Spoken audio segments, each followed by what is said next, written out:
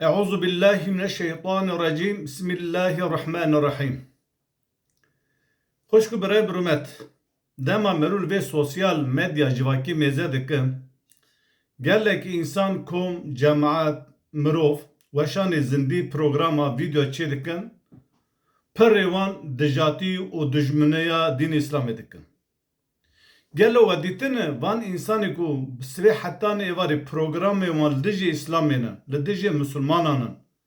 Dixwaze İslamê xilûxwarî nîşan bide kêm û nuqsan nîşan bide. Weqet dîtî van necamêrana programekî li ser papazekî, li ser xexamekî Yahudiya, li ser dînekî din ê Mesîhî, ê Yahudî, ê Zerdeştî, ê em bibêjin ê Hinduîzm. Weqet dîtiyê program li ser wan dîna çêkirî. Çima van insanana sivê hetanê êvarê programa wan, dijatiya wan, dijminê wan dînê İslamî. Hûn qal ser vê fikirî.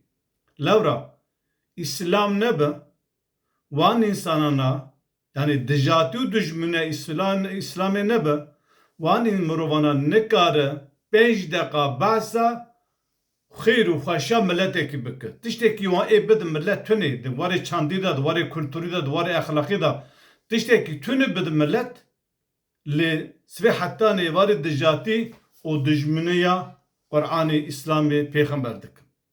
Bala xwe bidê kafirê pêşiya wan gava ev Qur'an daket çi digotin? Gava Pêxember aleyhissalatu vesselam ji însanan re Qur'an dixwend ayetê Qur'anê dixwend tebliğ dikir. Müşrikê Mekke, kafirê Mekke digot Sûrê Fussilet ayeta 26 Bismillahirrahmanirrahim wiha digotin. وَقَالَ الَّذ۪ينَ كَفَرُوا evê ku kafir bûn, bibûn kafir la tesma'û lihâzel Qur'anî digo vê Qur'anê gudarî nekin. Ya Pêxember Qur'an dixwend digo Qur'anê gudarî nekin. Ve elgav fîhî têkin qerebalix, têkin qîrwêr, dengê xwe bilind bikin, têkin şîttebît. Leallekum teglibûn da hûn bi ser bikevin. Ji bo xatirê ku Qur'an neyfehm kirine, ayetê neyfehm kirine, Hz. Muhammed çi gotî însan jî heqê fehm neke, digot têkin qerebalix da dengê heqê nehê bîstin. Îro jî heman mijar heye, sivê hetanê êvarê programê wan li ser İslamê ne. Ev kesê ku dijata İslamê dikin, ev kesê ku bi navê feodalizmê dijatiya kultura ve çanda ve urf û adetê we dikin, xwediyê fikir û ramanê bi kufuk û mijikin tiştekî bide vî milletê tunê nede wêja şûma jî nedinê. Ji ber ku van însanana dixwaze dünya we xirab bike, li axiretê jî we müsteheqê ezabê cehennemê bike. Ji van însana dûr bisekine, vana insanın ama şeytanın.